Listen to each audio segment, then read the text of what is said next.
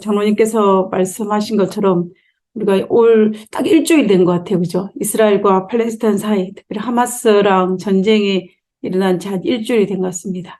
그리고 우크라이나 전쟁만 했을 때도 굉장히 놀랐는데 다시 이스라엘과 하마스의 전쟁이 우리로 하여금 경악을 금치 못하게 하는 그런 시점에 우리가 있는 것 같습니다. 제가 무엇을 한번 보았냐면요. 이 드론을 날려가지고 이 팔레스타인 지역, 이 가자 지구가 어떻게 폐허가 됐는지를 드론이 살펴보는 그것으로 이제 영상을 보여주는 것을 제가 본 적이 있습니다. 근데 그 속에서 보았을 때 얼마나 처참하게 무너졌는지 모습을 볼 수가 있었어요. 그래서 1948년부터 시작된 이 이스라엘과 이 팔레스타인과의 이 전쟁이 지금까지 끊이지 않고 5번에 걸쳐서 전쟁이 발발하고 또 휴전을 맺고 발발하고 이런 것들이 반복되는 과정 속에서 이렇게 지금도 우리는 편안한 가운데 이 안식일을 맞이하지만 그러나 많은 사람들은 아직도 전쟁 속에서 그 폐허된 폐허 속에서 정말 가족을 잃은 그 슬픔 속에서 있는 그들의 마음을 생각할 때에 우리의 마음이 참으로 무거운 것을 경험하게 됩니다. 그렇지만 하나님께서 우리에게 주신 이 정말 안락한 이 안식일 첫 시간에 또 하나님께서 우리를 보아주신 이 시간에 우리 하나님의 사랑의 고백을 받음으로 우리가 우리 오늘날 우리 주변에 있는 이런 수많은 전쟁으로 인해서 놀라는 마음이 있지만 그럼에도 불구하고 마음의 평화를 얻는 그리고 또 하나님의 사랑 때문에 우리가 그 사랑에 반응할 수 있는 우리가 되었으면 하는 마음으로 오늘 스바에서 나타난 하나님의 사랑 고백, 이 하나님 사랑 고백을 듣는 그런 시간이 되었으면 좋겠습니다. 먼저 말씀을 하나 보도록 하겠습니다. 스바냐 3장 17절에 있는 말씀입니다. 너희 하나님 여호와가 너희 가운데에 계시니 그런 구원을 베푸실 전능자이시라. 그가 너로 말미암아 기쁨을 이기지 못하시며 너를 잠잠히 사랑하시며 너로 말미암아 즐거이 부르며 기뻐하시로더라. 스바냐 3장 17절에 있는 말씀입니다. 여러분 이 말씀 참 좋아하시죠? 이 말씀을 참 좋아하실 것입니다.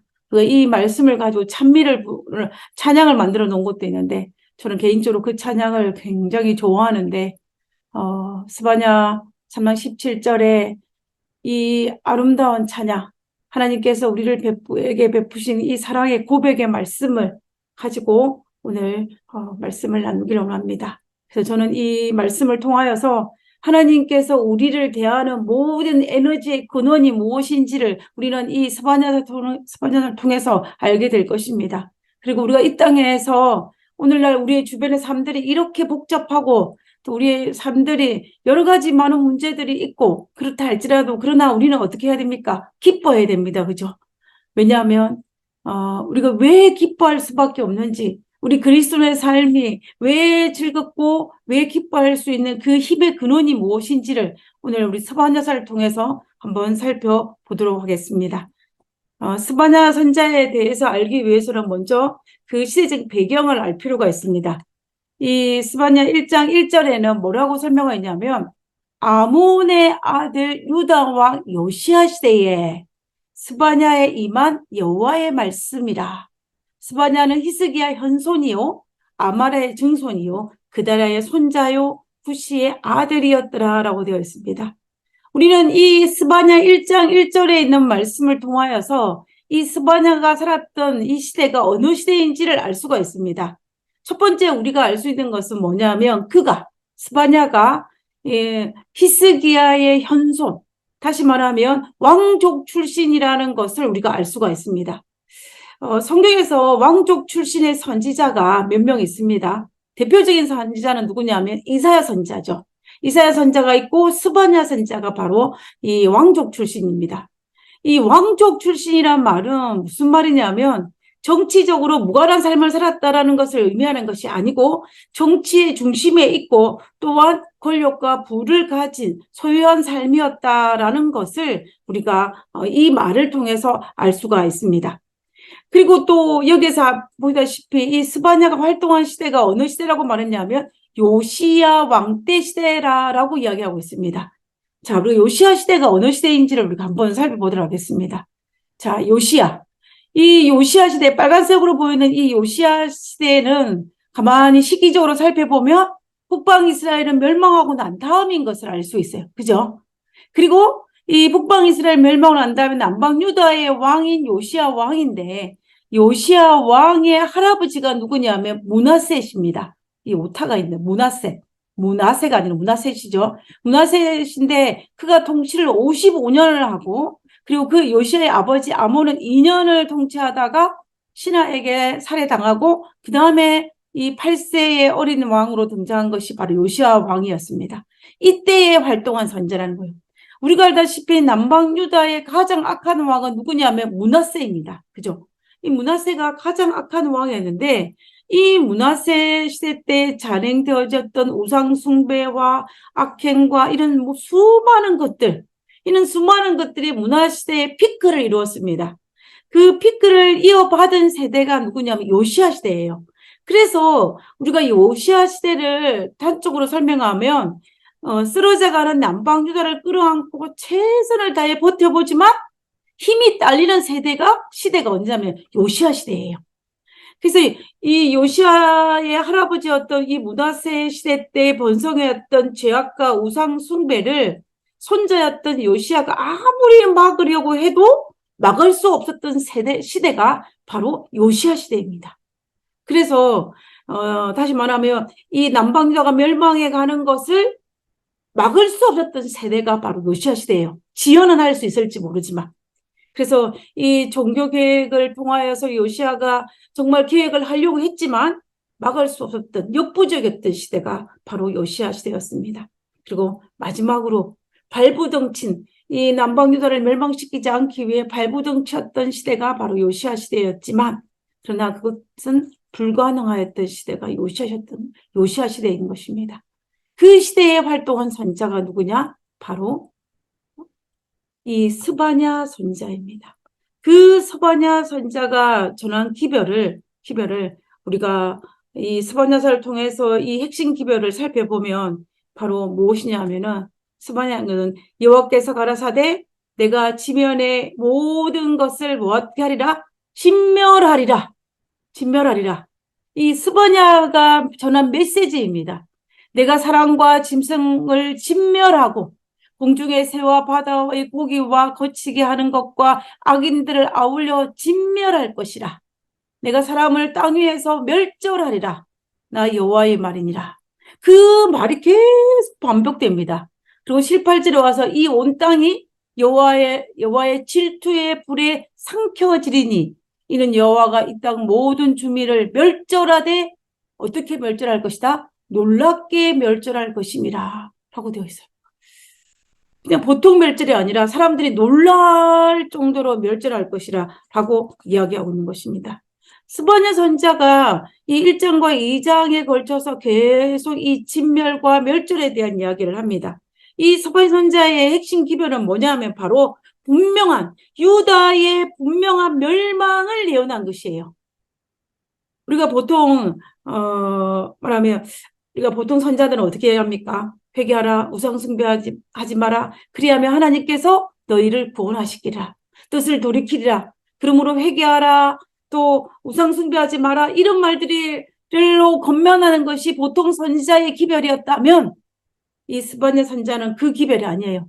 유다는 멸망할 것이다. 진멸할 것이다라는 그 기별을 계속 전하는 이 스바냐의 기별을 볼 수가 있는 것입니다. 마치 유다의 멸망을 두고 이 스바냐 선자가 뭐라고 이야기하냐면요. 오늘날 예수님의 재림이 선택 상황이 아니지 않습니까? 예수님이 재림할 수도 있고 안 할 수도 있는 문제가 아니에요. 그리고 온 이 지구의 인류가 완전히 멸망할 수 있고 멸망하지 않을 수도 있는 그런 문제가 아닙니다. 예수님의 재림과 이 온 인류의 멸망은 선택 상황이 아니라 이제 정해져 있는 것입니다. 지금 요시야 선지자가 그 이야기를 하고 있는 것이에요. 유다의 멸망은 선택 상황이 아니라 무엇이다? 결정난 상황이라고 이야기하고 있는 것입니다. 사실 이런 기별을 전한 선지자는 이 스바냐뿐만이 아닙니다. 우리가 성경을 보면 이 스바냐 선지자만 그 기별을 전한 것이 아니라 이 요시야 시대의 후반기에 기별을 전한 이 예레미야 선지자도 이 동일한 기별을 전했습니다. 남방 유다의 멸망은 어떤 것이다? 정해진 것이다. 그리고 바벨론의 포로로 잡혀가서 선지자 활동하였던 에스겔도 마찬가지였습니다. 남방 유다의 멸망은 정해진 것이다. 예수님의 재림은 정해진 것이다. 이 인류의 멸망은 정해진 것이다. 그리고 예수님을 믿는 자들에게 구원을 베푸실 것이라는 것은 정해진 것입니다. 그렇게 할 수도 있고 하지 않을 수도 있다라는 개념의 문제가 아니라는 거예요. 이 스바냐 선지자는 이 짧은 성경적이긴 하지만 그러나 전반적으로 1장과 2장 그 대다수의 기별이 바로 이 유다의 확실한 멸망에 대해서 기별을 전하는 것을 볼 수가 있습니다. 우리가 보통 이제 내가 회개하라 그리하면 구원을 받을 것이다 라고 말한 대표적인 선지자가 누구예요? 요나 선지자죠. 니누의 백성에게 이 아수르에 있는 니누의 백성에 전해서 회개하라 그리하라는 그렇게 말했을 때에 또 모세가 그렇게 말했습니다. 그 외에 많은 선지자가 사실은 그렇게 말했습니다. 그러나 이 스바냐가 전한 이 기별은 썩을 대로 썩은 유다에게 전한 메시지는 그런 기별이 아니었어요. 무슨 기별이었냐면 유다는 망할 것이다 라는 그런 기별입니다. 그러면 왜 이 스바냐가 그 기별만을 전하기 위해서 스바냐를 하나님께서 부르셔서 기별을 백성에게 전달하게 하셨을까요? 그것만은 아닐 것입니다. 그죠? 그런 상황 속에서 유다 백성에게 전할 하나님의 간곡한 메시지가 있었습니다. 그 메시지의 첫 번째는 바로 무엇이냐면은 분노의 날에 숨김을 얻게 하기 위해서입니다.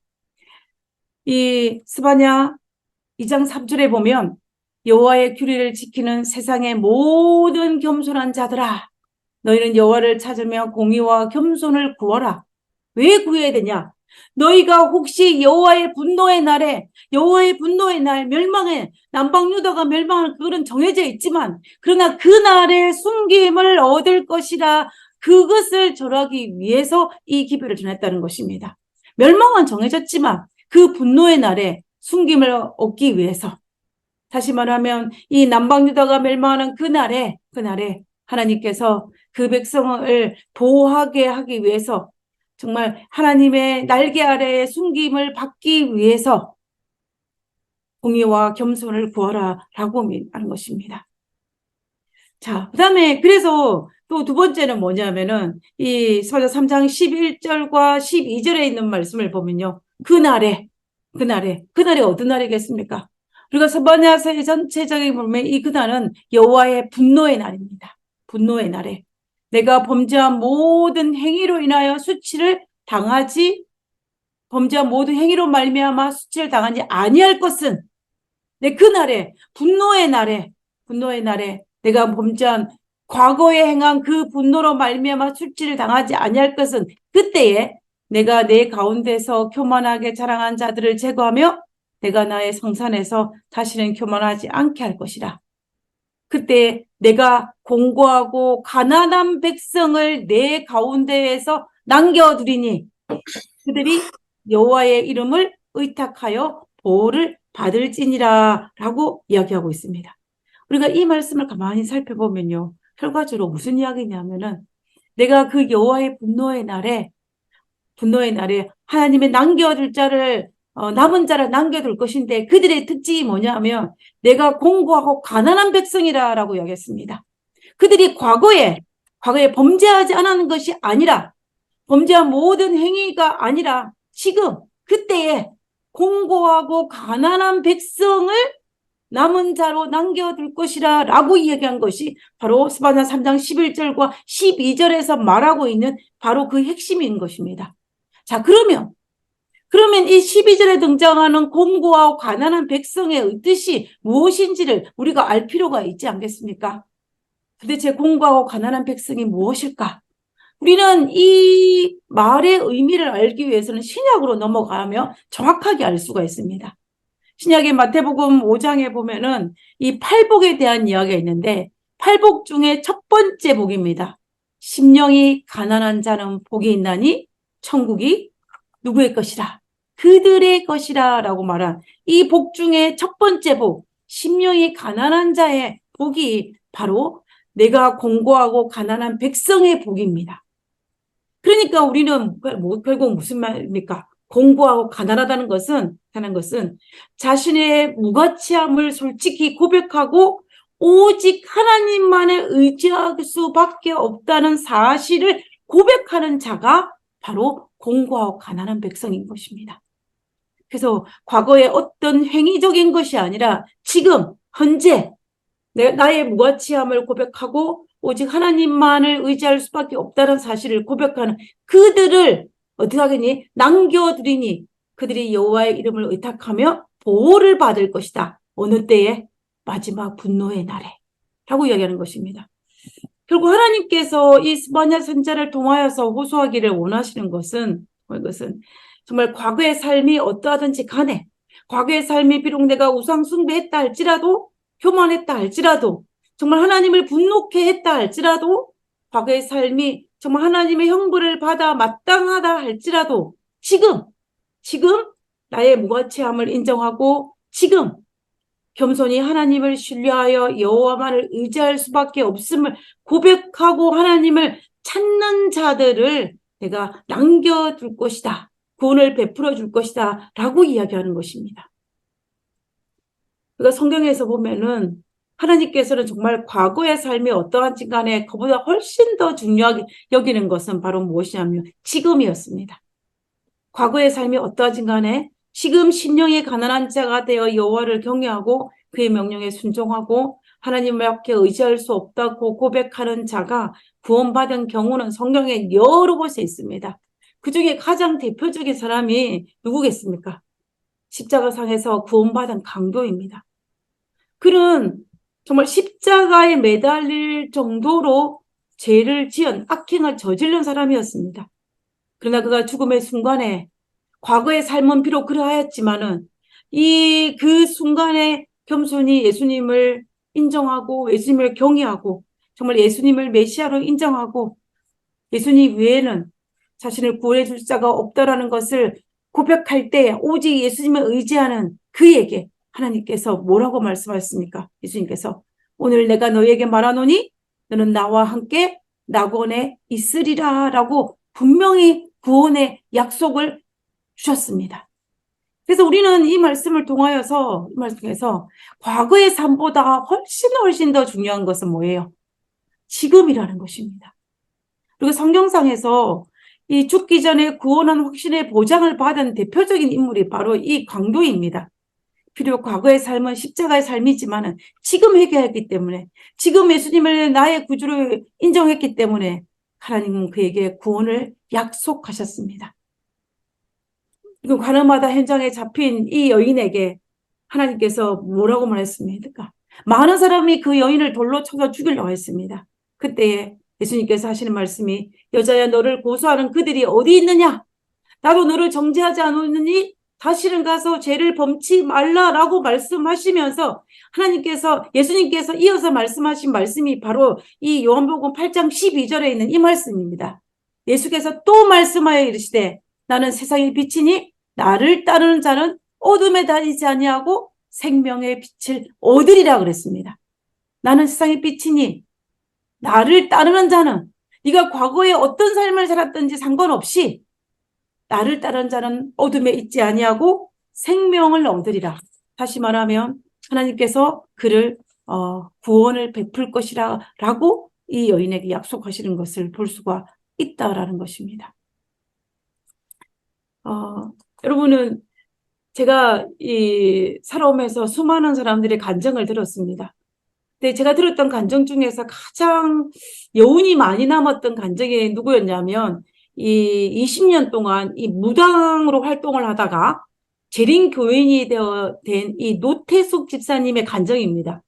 여러분 혹시 페이스북을 하시는 분들은 시우담비라는 이름을 가지고 이 페이스북에서 아주 활발하게 활동하시는 분을 만나게 되는데요. 그분이 바로 이 노태숙 집사님, 이 20년 동안 무당으로 있다가 재림교인이 된 분입니다. 제가 이분의 간증을 이제 들을 기회가 있었는데요. 이분이 이제 우리 재림교인이 된 지 굉장히 이제 벌써 많은 시간이 흘렀습니다. 이분이 재림교인이 된 과정을 제가 들었는데 그분이 어떤 간증을 했냐면 이분은 20년 동안 실제 무당으로 활동을 했다고 합니다. 그래서 사람의 길과 흉을 봐주면서 이제 점을 봐주는 무당이었어요. 그래서 이분은 아주 점이 잘 맞아가지고 용한 무당으로 알려져가지고 돈도 많이 벌었다고 합니다. 그래서 그런데 어느 날은 무슨 일이 발생했냐면 그렇게 사람들에게 어떤 뭐 아주 안 좋은 일은 미리 알려주고 피하게 만들어주고 또 어떻게 하라고 다 가르쳐줬는데 어느 날 그분이 이 노태숙 집사님이 그날도 이제 어떻게 활동을 이제 점을 보고 다 했는데 어느 날 차를 몰고 가다가 교통사고를 당한 것입니다. 이 교통사고가 얼마나 크게 났는지 거의 죽을 뻔했어요. 그 죽을 뻔을 해가지고 정말 다행히 죽을 고비를 넘기고 병원에서 입원을 오랫동안 하다가 살아남아서 이제 퇴원을 했습니다. 근데 이 사건 이후에 갑자기 이 노태숙 집사님 머릿속에 어떤 생각이 딱 들었냐면 아니 내가 섬기는 신 이분은 자기가 섬기는 신이라 그래요. 자기 무당이 섬기는 그 신이 지금까지 다른 사람이 어떻게 하면 위험하고 어떻게 하면 복을 받는지를 다 가르치는 점을 봐줬는데 어떻게 내가 그토록 섬겼던 신이 내가 오늘 교통사고 당할 것을 알려주지 않은가에 대한 의구심을 가지게 된 것입니다. 그래서 왜 내가 죽을 뻔한 이 정말 큰 교통사고를 알려주지 않았을까라는 그런 생각을 가지면서 정말 이 자기가 섬겼던 그 신이 잡신 이 신에 대해서 원망스러운 마음이 그의 마음속에 생겼다 그래요. 그래서 가까이 지냈던 그 가정 속에 가까이 지냈던 이 재림교인을 통해서 재림교인이 된 분이 바로 이 노태숙 집사님입니다. 그래서 이분이 자신이 어떻게 재림교인이 되었는지 그리고 그들이 무당 생활을 하면서 느꼈던 이런 많은 것들을 이제 간증을 이제 여러 곳에서 했는데요. 그 간증을 제가 들었던 것입니다. 제가 이분의 간증 속에서 여러 가지 많은 말씀 속에 제 머릿속을 때렸던 것이 하나 있습니다. 그것은 뭐냐면 그런 자신들이 이 무당들이 섬기는 신들의 특징에 대해서 이야기를 했어요. 그 특징이 제가 지금도 기억하는 두 가지 특징이 있었습니다. 첫 번째 특징은 뭐냐면 자기들이 섬기는 신은 잘 삐진대요. 너무 잘 삐지는 건 특징이 있다고 합니다. 그래서 자기가 섬기는 신이 삐지지 않게 하기 위해서 이분 표현이 그래요. 표현이 자기가 섬기는 신이 삐지지 않기 위해서 시장에 나가가지고 제일 좋은 과일을 사고 제일 좋은 재물을 사가지고 어떻게 하냐면은 이 상을 차린다고 합니다. 그리고 또 이 자기의 신이 삐지지 않기 위해서 새벽마다 일어나서 기도를 드리고 그리고 일주일에 한 번씩 산에 올라가서 산기도를 한다고 합니다. 이 모든 것들은 뭐냐면 자기가 섬기는 신을 노엽게 하지 않게 하기 위한 그 행동이었다고 그래요. 근데 만약에 이렇게 자기가 정성을 다해서 섬기지 않고 또 자기의 신이 삐지게 되면 어떻게 되냐면은 이 무당이 어떻게 됩니까? 접시를 해야 되지 않습니까? 신이 자기 몸에 들어와서 자기에게 뭔가를 물어보는 사람들에게 어떤 점을 쳐주거나 이렇게 해서 돈을 벌 수가 있는데 접시를 해주지 않는다라고 합니다. 또 그렇게 접시를 해주지 않거나 아니면 그 밤에 그 자기가 섬기는 신이 자기를 엄청나게 괴롭힌대요. 그러면 아침에 일어나면 정말 온몸에 두들겨 맞은 것처럼 아프고 이런 일들이 이제 반복되기 때문에 그런 가능한 자기가 섬기는 신을 달래기 위해서 정말 할 수 있는 모든 정성을 다해서 섬긴다고 합니다. 그래서 그가 말하기를 자기가 섬기는 신은 첫 번째, 잘 삐진다 하는 특징을 가지고 있다고 이야기해요. 그 두 번째 이야기는 뭐냐면은 두 번째는 이 자기가 섬기는 신은 과거의 삶을 통해서 현재를 속박하는 특징을 가지고 있다라고 합니다. 이 말이 무슨 말이냐면 우리가 그 조상신들 중에 알코올 중독이 되어서 돌아다니는 신이 붙어서 어떤 사람은 괴로움을 당하고 또 어떤 사람은 굶어서 돌아가는 조상신이 붙어가지고 어려움을 당하고 그리고 억울하게 누명을 쓰고 돌아가신 조상신이 또 현재 살고 있는 사람에게 붙어가지고 고통을 당하는 이런 일들이 있는데 이런 신들이 붙어서 후손들이 여러 가지 문제가 발생하고 힘들고 어려운 일이 발생한다는 것입니다. 그래서 이제 이것을 해결하기 위해서는 무엇을 했냐면 굿을 해야 된다고 해요. 굿을 해가지고 그 조상신들의 영혼을 달래서 그의 후손들이 어렵고 힘든 일이 발생하는데 그 일들이 잘 해결될 수 있도록 해주는 것이 바로 굿이라고 합니다. 그래서 결국은 굿은 뭐냐면 그들의 조상실을 달래는 일이 바로 뭐냐면은 이 굿이라고 그들이 이야기하는 거예요. 그래서 제가 이 이야기를 가만히 들으면서 뭔 생각을 했냐면은, 야, 과거의 조상신부터 생각시해서 과거의 삶이 뭐예요? 현재의 나의 발목을 잡는 것입니다. 발목을 잡는 거예요.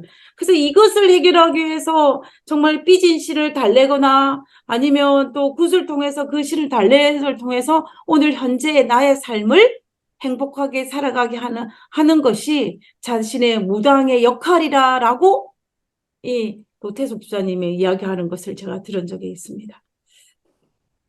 이것이 바로 사탄의 특징이죠. 사탄의 특징입니다. 그러나 우리 하나님은 이 사탄과는 전혀 다른 특징을 가지고 있습니다.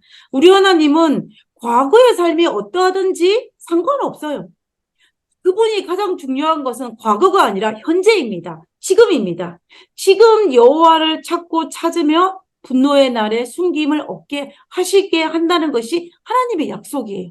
사탄은 이 무당들이 섬기는 이 잡신들, 이 사탄의 부하들은 과거의 삶에 얽매여서 현재의 삶을 좌지우지하게 속박하지만 하나님은 과거보다는 무엇을 현재, 지금을 훨씬 더 중요하게 여긴다는 것입니다. 그래서 우리 하나님은 오늘 현재의 나의 삶을 통해서 정말 오늘 나의 개인의 삶을 통해서 나를 보시기 때문에 과거를 보시는 것이 아니라 현재 나의 삶을 보시게 하는 것입니다. 자, 그러면 중요한 것이 있죠. 하나님께서 어떻게 과거에 했던 그 수많은 것들을 뒤로하고 현재의 나를 더 중요시 여길 수 있는 그런 마음을, 그런 생각을 가진 이유가 무엇일까?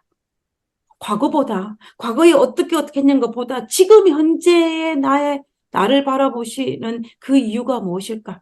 과거를 묻지 않으시고 현재의 나의 모습에 만족하시는 이유가 무엇일지를 우리가 한번 생각해 볼 필요가 있는 것입니다. 하나님께서는 또 어떻습니까? 우리가 성경에 있는 모든 것들을 볼 때에 하나님께서는 그들을 심판한다 할지라도 완전히 멸하시는 것이 아니고 결국은 그들을 회복시키겠다라고 말씀하시는 분이 바로 하나님이신데 그 근본 이유가 무엇일까라는 문제입니다. 그리고 사탄은 어떻습니까? 사탄은 잘 삐지는데 하나님은 삐지기는커녕 우리가 조금만 하나님을 사랑하는 행동, 사랑하는 고백만 해도 온몸으로 반응하시는 그 이유가 무엇일까요? 사탄은 과거의 삶으로 나를 옭아매는데 하나님은 과거의 삶이 어떠하든지 간에 현재의 나의 모습으로 오늘 나를 바라보시는 그 이유가 무엇일까요? 스바냐 선자는 그 이유가 무엇인지를 우리에게 정확하게 기록하고 있습니다. 그것이 뭐냐면 스바냐 3장 17절에 있는 말씀이에요. 너희 하나님 여호와가 너희 가운데 계시니 그는 구원을 베푸실 전능자이심이라. 그가 너로 말미암아 기쁨을 이기지 못하시며 너를 잠잠히 사랑하시며 너로 말미암아 즐거이 부르며 기뻐하시리라 하리라. 우리는 이 구절을 통하여서 하나님께서 그 모든 것들을 다 감당하시는 그 근본적인 이유가 무엇인지를 설명하고 있습니다.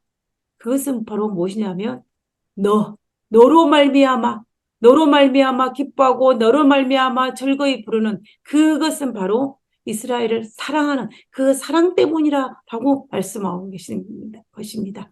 그들이 비록 어떻게 해요? 과거에 어떤 죄를 짓고 어떤 자격이 없다 할지라도 그러나 하나님께서는 그들 가운데 계시고 왜? 현재의 나를 바라보시기 때문에 그리고 그 민족을 얼마나 사랑하시는지 그 기쁨을 감출 수가 없어서 기뻐 노래하고 기뻐 즐거이 부른다라고 이야기하고 있는 것입니다. 제가 늦지막하게 아들을 낳아서 지금 제 아들이 15살이 되었는데요. 제가 이 15년의 시간 동안 제가 제 아이와 함께 같이 살았습니다. 그래서 가끔은 이 아이가 정말 사랑스러워요. 얼마나 사랑스럽냐면은 가끔은 운전을 하다가 제가 하나님께 이런 고백을 합니다. 하나님, 제가 자꾸 욕심이 생깁니다. 아닌 줄 알면서도 자꾸 욕심이 생긴다라고 하나님께 고백을 해요. 하나님께서는 저희 아들 예준이를 잠깐 청지기로 잠깐 저에게 맡겨주셨는데 마치 내 것을 하고 싶은 욕심이 생기는 제 마음을 하나님께 고백하는 거예요. 그래서 제가 그만큼 이 아이가 내 것이 아니라 하나님께서 나에게 잠깐 맡겨주신 것인데 내 것을 하고 싶을 만큼 이 아이가 사랑스러울 때가 일단 있습니다. 그래서 때로는 이 아이를 키울 때 속상한 일도 있기는 하지만은 이 아이가 잠자는 모습을 바라볼 때는 정말 제 마음속에 어떤 마음이냐면 하나님께서 내가 너로 인하여 기쁨을 이기지 못하려는 그 마음이 어떤 마음인지를 조금은 이해할 수 있을 것 같아요. 그 마음을 가지고 제 아이를 바라보면서 하나님의 마음이 혹시 이 마음이 아니었을까라는 정말 어렴풋이나마 짐작을 하게 되는 것입니다. 지금 하나님께서는 이 스바냐스를 통하여서 우리에게 이런 사랑 고백을 하고 계시는 것입니다. 내가 너로 인하여 기쁨을 이기지 못하는 그만큼 우리를 사랑하고 계신다라고 말입니다. 그런데 그 백성이 어떤 백성이에요? 제가 앞에서 말씀드렸던 것처럼 스바냐서는 내가 남방 유다로 멸망시키기로 작정한 그 민족입니다. 그 민족입니다. 그래서 과거를 볼 때는 어때요? 결코 사랑할 수 없는 민족이에요. 그러나 하나님께서는 지금 여호와를 찾으면 찾을 때 내가 정말 그 여호와의 분노의 날에 숨겨줄 수 있을 만큼의 사랑을 가지고 있는 그 사랑으로 말미암아 어때요? 내가 그 기쁨을 이기지 못하는 그 고백을 하고 있는 것이 바로 이 스바냐서의 고백입니다. 우리가 자녀를 키울 때 우리를 속상하게도 하고 정말로 여러 가지 안 좋은 일도 하지만 그러나 그 아이가 잠자는 모습만 바라보면 그 아이에게 향한 그 사랑이 정말 그 가슴 깊은 곳에서 솟아나지 않습니까? 하나님은 바로 그 고백을 지금 하고 계시는 것입니다. 우리는 어떤 사람이냐면요. 하나님으로부터 그런 사랑을 고백받은 사람이 바로 우리예요. 그래서 그런 사랑을 받았기 때문에 우리는 이 세상을 어떻게 담대히 살아갈 수가 있습니다. 포기하지 않고 살아갈 수가 있고 절망 가운데 있지 않고 기뻐하며 즐거워하며 살아갈 수 있는 것입니다. 오늘 비록 우리의 삶이 우리 주변엔 여러 가지 전쟁의 소문도 들리고 여러 가지 재난과 재해가 발생하고 심지어 오늘 우리 주변에도 여러 가지 문제가 발생하고 지금 당장 내 삶 속에서도 여러 가지 일이 있지만 그러나 어때요? 우리는 하나님으로부터 그런 고백을 받은 사람이기 때문에 우리는 담대히 기뻐하며 즐거워하며 포기하지 않고 행복하게 살 수 있는 충분한 이유가 된다는 것입니다. 왜냐하면 우리는 하나님으로부터 그런 사랑을 받았기 때문입니다. 하나님께서는 제가 정말 좋은같이 붉을지라도 우리를 희게 만들어 줄 수 있는 정말 그런 사랑을 고백하시는 분이 바로 우리 하나님의 사랑인 것입니다. 우리를 향한 그분의 사랑, 용서하기를 즐겨하시는 그분의 사랑, 우리를 향한 그분의 사랑이 우리를 향하여 지칠 줄 모르는 그 사랑이 바로 하나님께서 우리를 향한 그 사랑의 고백인 것입니다. 하나님은 우리를 향해서 그 지독한 사랑을 우리에게 하고 계시는 것입니다. 이 스바냐 3장 17절의 후반부에 보면 내가 너로 말미암아 기쁨을 이기지 못하고 또 너로 말미암아 즐거이 부른다라고 하고 있습니다. 우리가 사람이 보통 기분이 좋을 때 어떤 현상이 납니까? 노래가 나오고 흥얼거리게 되지 않습니까? 어떨 때는 알던 노래를 부르기도 하고 어떨 때는 그냥 흐밍으로 가사도 없는 노래를 부르기도 하는데 그런 것은 우리 마음속에 있는 그 기쁨을 이기지 못하여 나도 모르게 콧노래를 부르는 것입니다. 지금 우리 하나님께서 우리의 지금의 모습을 보고 이렇게 기뻐한다라고 하고 있는 거예요.